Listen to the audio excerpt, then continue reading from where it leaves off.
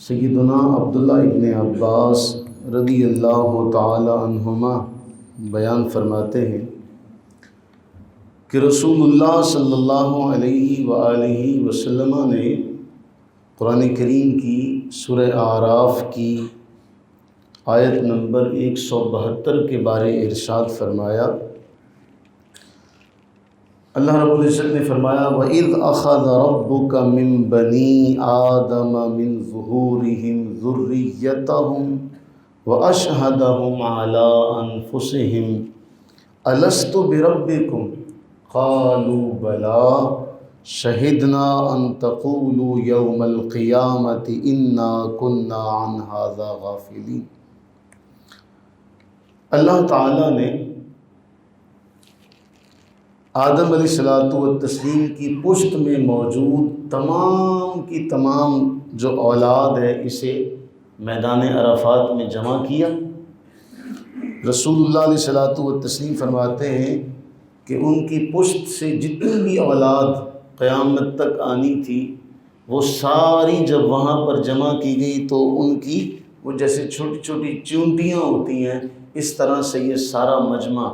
وہاں پر جمع تھا۔ اس مجمع میں آپ بھی تھے، اس مجمع میں بھی تھا۔ اللہ تعالیٰ نے ساری اولاد آدم کو وہاں پر جمع فرمایا الستُ بربکم،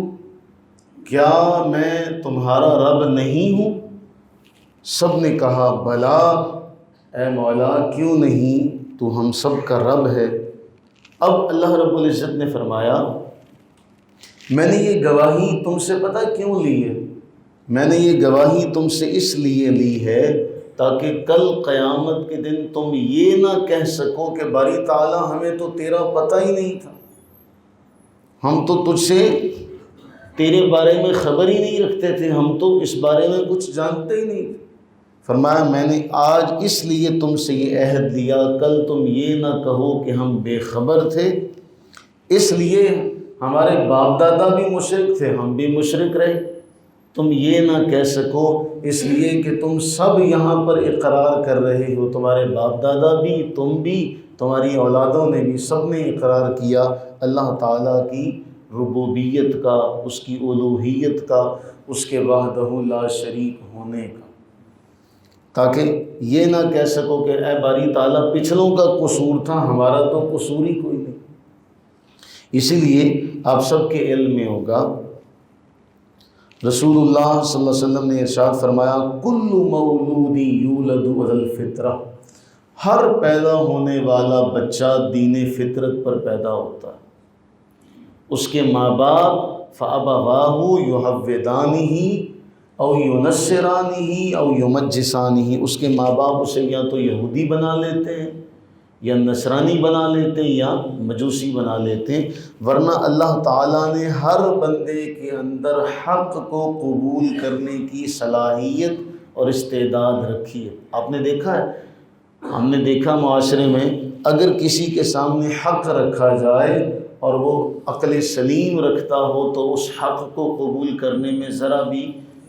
دیر نہیں کرتا، ذرا بھی تامل نہیں کرتا، فوراً قبول کر لیتا ہے۔ یہ حق کو قبول کرنا اسی ایک عمل کا مظہر ہے جو عالم ارواح میں میں اور آپ سارے کر چکے ہیں، وہ جو گواہی میں نے اور آپ سب نے دی ہے۔ اللہ سے یہ دعا کریں کہ اللہ تعالیٰ اپنی رحمت کا صدقہ ہمیں اس دنیا میں مجاہدے اور ریاضت سے وہ مقام عطا فرمائے کہ ہم اپنی اس گواہی کے بارے جان سکیں۔ اب آپ کے علم میں ہوگا